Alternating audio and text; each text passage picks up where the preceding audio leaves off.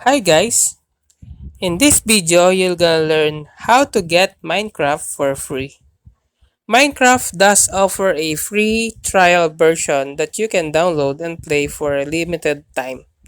So to do that, go to the Minecraft website, click on the download button in the top menu, scroll down to the Minecraft Java Edition section, then click on the Try Minecraft for Free button.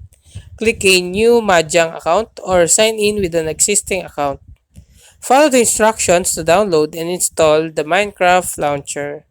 Once the launcher is installed, log in with your Mahjong account details.